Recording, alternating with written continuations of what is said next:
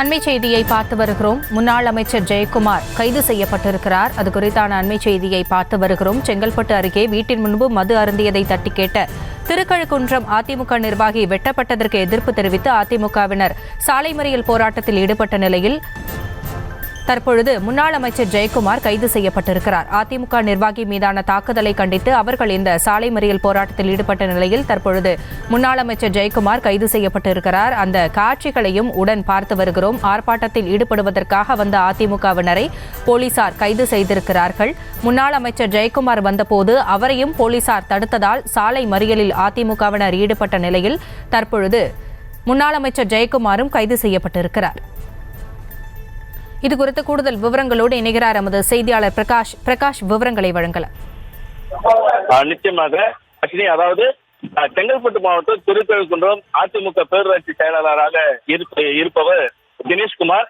இவரை கடந்த 2 நாட்களுக்கு முன்பு சில இளைஞர்கள் அவரை கடுமையாக தாக்கிய காரணமாக மருத்துவமனையில் அனுமதிக்கப்பட்டிருந்தார். இந்த சம்பவம் குறித்து சட்ட ஒழுங்கு சரியில்லை என முன்னாள் முதலமைச்சரும் அதிமுக எதிர்கட்சி தலைவருமான எடப்பாடி பழனிசாமி அவர்கள் ஒரு கண்டன அறிக்கை ஒன்று வெளியிட்டிருந்தார். அந்த கண்டன அறிக்கையில இன்று காலை முன்னாள் அமைச்சர் ஜெயக்குமார் தலைமையில ஆர்ப்பாட்டம் நடத்தப்படும் என தெரிவித்திருந்தனர். அந்த ஆர்ப்பாட்டத்திற்கு காவல்துறை இடத்திலே அனுமதி கேட்டிருந்த போது அனுமதி மறுக்கப்பட்ட நிலையில தடைகளை மீறி ஆர்ப்பாட்டம் நடத்த திட்டமிட்டனர். இந்த நிலையில கட்சி நிர்வாகிகள் அதிமுக கட்சி நிர்வாகிகள் அனைவரும் மாவட்ட செயலர் எஸ் ஆறுமுகம் அவருடைய வீட்டாண்டே குவிந்தனர்.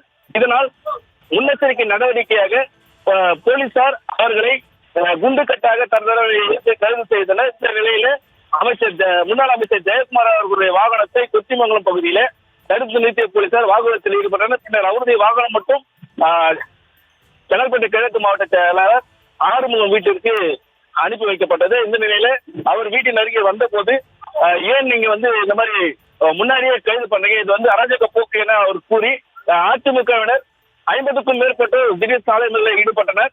இந்த நிலையில முன்னாள் அமைச்சர் ஜெயக்குமார், மாவட்ட செயலாளர் ஆறுமுகம், மதுராந்தகம் சட்டமன்ற தொகுதி எம்எல்ஏ மரகத குமரவேல் உள்ளிட்ட கட்சி நிர்வாகிகள் அனைவரையும் போலீசார் குண்டுக்கட்டாக கைது செய்து தனியார் திருமணத்திற்கு அழைத்து சென்றுள்ளனர். விவரங்களுக்கு நன்றி பிரகாஷ்.